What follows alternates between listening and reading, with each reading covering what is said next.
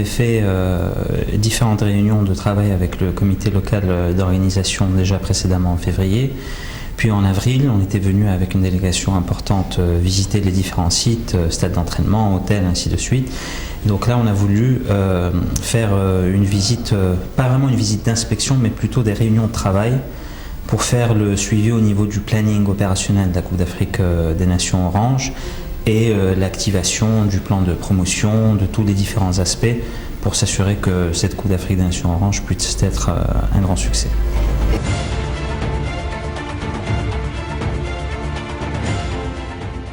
On est satisfait de ce qu'on a vu, même si le plus gros du travail reste à faire. La bonne chose est qu'au Maroc, au niveau des piliers du tournoi, c'est-à-dire infrastructure, stade d'entraînement, hôtel, aéroport, route et tous ces aspects essentiels logistiques, le Maroc est déjà prêt. À part le stade de Rabat, mais nous avons eu l'occasion de le visiter et nous sommes ravis des progrès qui ont été faits. Nous savons également dans l'impératif qu'a le Maroc vis-à-vis de la Coupe du Monde des clubs de la FIFA que ce stade sera prêt quoi qu'il arrive fin août, début septembre, et donc ça nous permettra d'avoir assez de temps pour également le tester à notre niveau et l'utiliser bien sûr comme un des 4 sites, surtout le site abritant la finale de ce tournoi.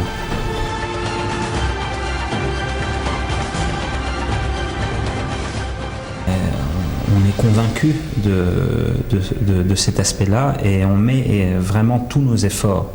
combinés pour pouvoir y arriver. Le but de toutes les façons de la Confédération africaine de football, c'est que au fur et à mesure que les éditions avancent, il faut que l'édition actuelle soit toujours meilleure que celle que la précédente, premièrement. Deuxièmement, l'Afrique du Sud a mis la barre très haute par rapport au fait qu'ils avaient déjà également toutes les infrastructures suite à l'héritage que leur a donné la Coupe du Monde de la FIFA en 2010. Et le Maroc présente également cet avantage d'avoir d'excellentes infrastructures. Donc au niveau de la CAN marocaine, on a voulu la placer sous le signe de la célébration de l'Afrique, conformément également au slogan de la CAF. Et on a mis l'accent particulièrement sur la promotion du tournoi, sur la fête populaire et surtout pour mettre le supporter marocain et africain au centre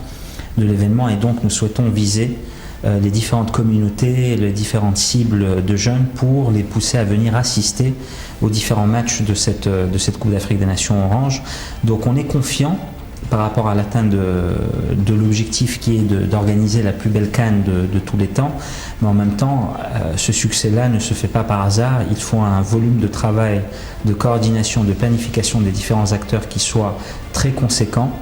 et c'est pour cette raison-là qu'il était important pour nous aujourd'hui de se retrouver avec le comité local d'organisation qui s'est étoffé grandement pour pouvoir cette fois attaquer le volet opérationnel et avec des aspects pratiques pour pouvoir mettre à disposition des supporters tous les éléments nécessaires, mais également pour la presse, pour les invités de marque qui viendront au Maroc pendant cette compétition.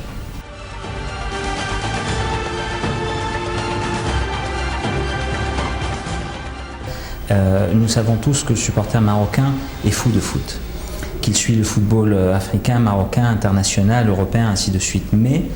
il y a une différence entre cette passion qui peut être suivie à la télé et le transfert de cette passion en téléspectateurs qui assistent au match. On ne va pas se cacher qu'au niveau de la Coupe d'Afrique des Nations Orange, à part les matchs de l'équipe nationale ou du pays hôte ou de grands clashs comme par exemple Ghana-Cameroun par exemple ou Nigeria-Égypte, parfois il est difficile d'attirer un certain nombre de spectateurs conséquents au stade. Et donc aujourd'hui l'optique que nous avons, c'est de présenter la compétition comme un festival, comme une célébration qui rentre dans le cadre du divertissement. C'est-à-dire que le spectateur, nous avons ceux qui sont passionnés, qui iront au stade de toutes les façons, et puis nous avons ceux qui se rendent compte que l'offre qu'on leur propose permet à eux-mêmes et également par exemple à leur famille de venir profiter d'un bon moment de divertissement. Et donc l'aspect football n'est pas le seul aspect qu'on souhaite leur offrir, mais également un espace de divertissement, notamment à travers le fait que pour la première fois de l'histoire de la CAN,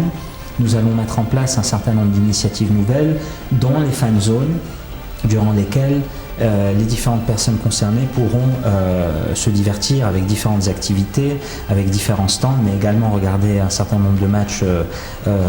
sur des écrans géants et surtout avoir accès à la billetterie pour pouvoir se rendre au match.